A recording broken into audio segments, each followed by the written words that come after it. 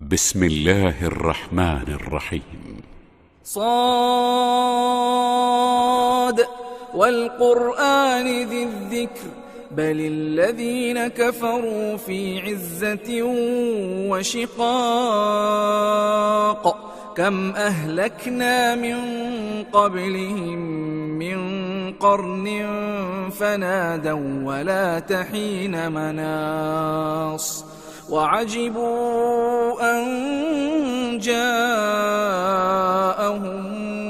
منذر منهم وقال الكافرون هذا ساحر كذاب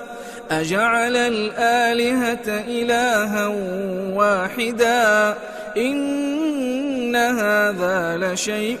عجاب وانطلق الملأ منهم أن امشوا واصبروا على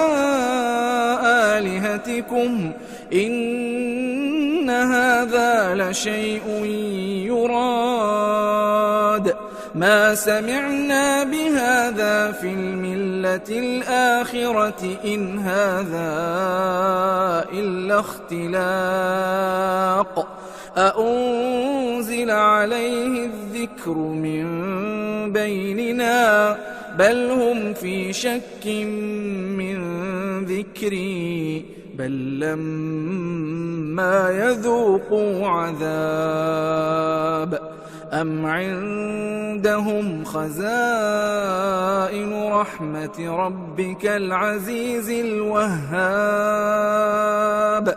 أم لهم ملك السماوات والأرض وما بينهما فليرتقوا في الأسباب جند ما هنالك مهزوم من الأحزاب كذبت قبلهم قوم نوح وعاد وفرعون ذو الأوتاد وثمود وقوم لوط وأصحاب الأيكة أولئك الأحزاب إن كل إلا كذب الرسل فحق عقاب وما ينظر هؤلاء إلا صيحة واحدة ما لها من فواق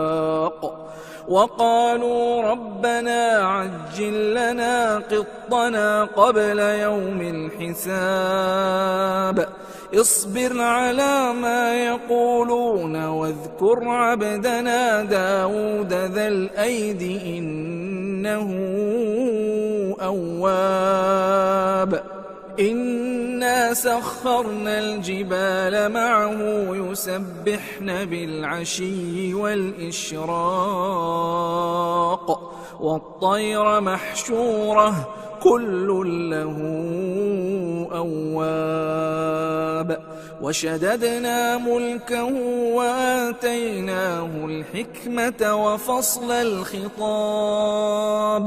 وهل أتاك نبأ الخصم إذ تسوروا المحراب إذ دخلوا على داود ففزع منهم قالوا لا تخف خصمان بغى بعضنا على بعض فاحكم بيننا بالحق ولا تشطط واهدنا إلى سواء الصراط إن هذا أخي له 99 نعجة ولي نعجة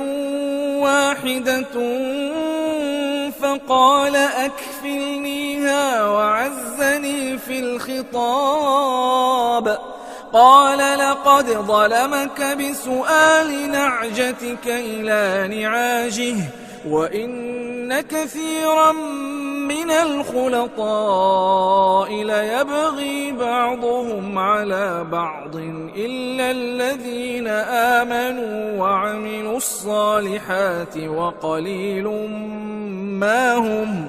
وظن داود أنما فتناه فاستغفر ربه وخر راكعا وأناب فغفرنا له ذلك وإن له عندنا لزلفى وحسن مآب يا داود إنا جعلناك خليفة في الأرض فاحكم بين الناس بالحق ولا تتبع الهوى فيضلك عن سبيل الله إن الذين يضلون عن سبيل الله لهم عذاب شديد بما نسوا يوم الحساب وما خلقنا السماء والأرض وما بينهما باطلا ذلك ظن الذين كفروا فويل للذين كفروا من النار أم نجعل الذين آمنوا وعملوا الصالحات كالمفسدين في الأرض أم نجعل المتقين كالفجار كتاب أنزلناه إليك مبارك ليدبروا آياته وليتذكر أولو الألباب ووهبنا لداود سليمان نعم العبد إنه أواب إذ عرض عليه بالعشي الصافنات الجياد فقال إني أحببت حب الخير عن ذكر ربي حتى توارت بالحجاب ردوها علي فطفق مسحا بالسوق والأعناق ولقد فتنا سليمان وألقينا على كرسيه جسدا ثم أناب قال رب اغفر لي وهب لي ملكا لا ينبغي لأحد من بعدي إنك أنت الوهاب فسخرنا له الريح تجري بأمره رخاء حيث أصاب والشياطين كل بناء وغواص وآخرين مقرنين في الأصفاد هذا عطاؤنا فامنن أو أمسك بغير حساب وإن له عندنا لزلفى وحسن مآب واذكر عبدنا أيوب إذ نادى ربه أني مسني الشيطان بنصب وعذاب اركض برجلك هذا مغتسل بارد وشراب ووهبنا له أهله ومثلهم معهم رحمة منا وذكرى لأولي الألباب وخذ بيدك ضغثا فاضرب به ولا تحنث إنا وجدناه صابرا نعم العبد إنه أواب واذكر عبادنا إبراهيم وإسحاق ويعقوب أولي الأيدي والأبصار إنا أخلصناهم بخالصة ذكر الدار وإنهم إنهم عندنا لمن المصطفين الأخيار واذكر إسماعيل واليسع وذا الكفل وكل من الأخيار هذا ذكر وإن للمتقين لحسن مآب جنات عدن مفتحة لهم الأبواب متكئين فيها يدعون فيها بفاكهة كثيرة وشراب وعندهم قاصرات الطرف أتراب هذا ما توعدون ليوم الحساب إن هذا لرزقنا ما له من نفاد هذا وإن للطاغين لشر مآب جهنم يصلونها فبئس المهاد هذا فليذوقوه حميم وغساق وآخر من شكله أزواج هذا فوج مقتحم معكم لا مرحبا بهم إنهم صالوا النار قالوا بل أنتم لا مرحبا بكم أنتم قدمتموه لنا فبئس القرار قالوا ربنا من قدم لنا هذا فزده عذابا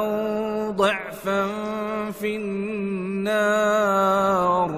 وقالوا ما لنا لا نرى رجالا كنا نعدهم من الأشرار أتخذناهم سخريا أم زاغت عنهم الأبصار إن ذلك لحق تخاصم أهل النار قل إنما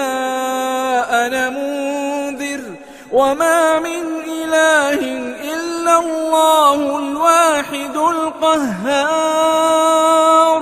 رب السماوات والأرض وما بينهما العزيز الغفار قل هو نبأ عظيم أنتم عنه معرضون ما كان لي من علم بالملأ الأعلى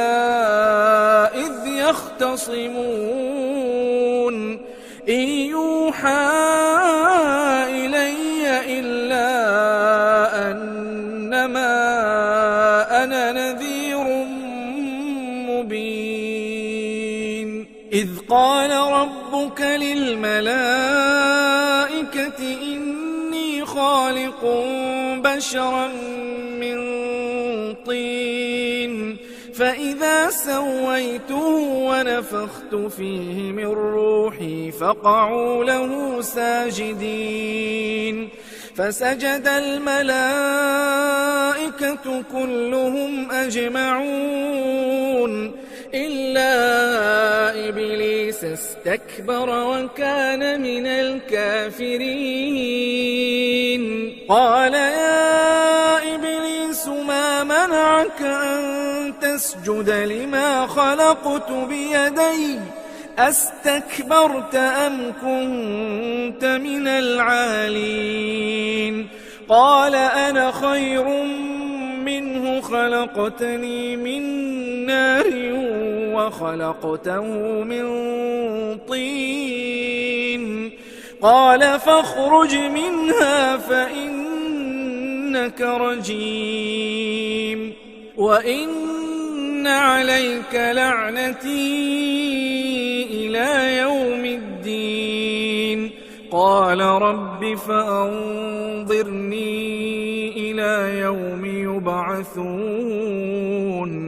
قال فإنك من المنظرين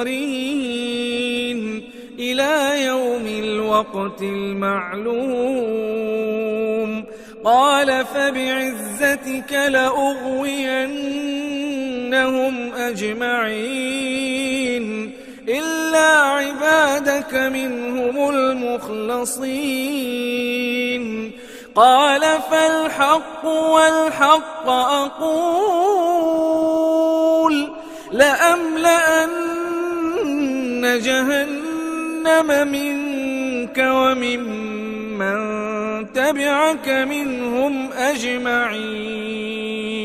قل ما أسألكم عليه من أجر وما أنا من المتكلفين إن هو إلا ذكر للعالمين ولتعلمن نبأه بعد حين